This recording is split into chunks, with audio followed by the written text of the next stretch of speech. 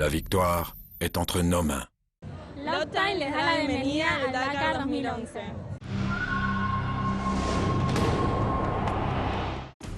Au programme du jour, la troisième étape et 3 spéciales différentes avec un parcours propre pour les motos et quad, un autre pour les autos et enfin un troisième pour les camions.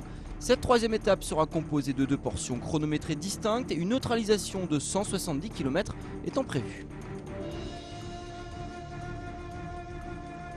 Comme les 2 premiers jours, ce sont les motos qui ont ouvert la piste.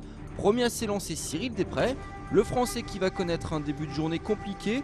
Au premier point de contrôle, il pointe à plus de 4 minutes du leader provisoire de l'étape, le Portugais Paulo Gonçalves.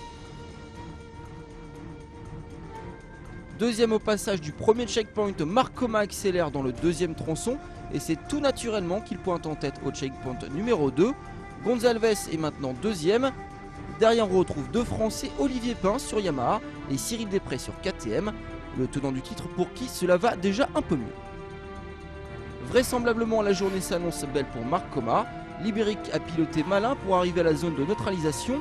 À ce moment-là de la spéciale, il possède 1 minute et 36 secondes d'avance sur Gonçalves et 2,29 sur Olivier Pin. La fin de la course est tranquille pour Marc Coma. L'Espagnol assure et s'envole vers sa première victoire sur ce Dakar 2011. Bonne opération pour le pilote KTM au classement général puisqu'il revient à seulement 10 secondes du leader, le Français Cyril Desprez.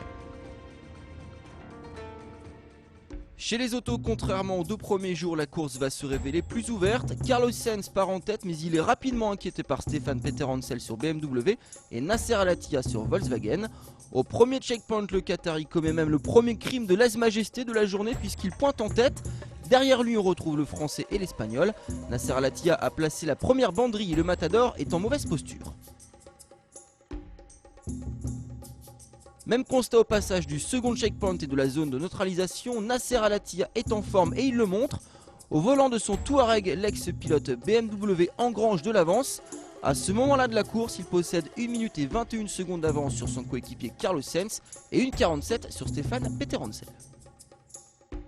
Au final, pas de changement à l'arrivée, Nasser Al-Attiyah, tout comme Marc Coma, remporte sa première victoire sur ce Dakar 2011. Il s'impose devant son coéquipier et néanmoins adversaire Carlos Sainz et devant Stéphane Peterhansel.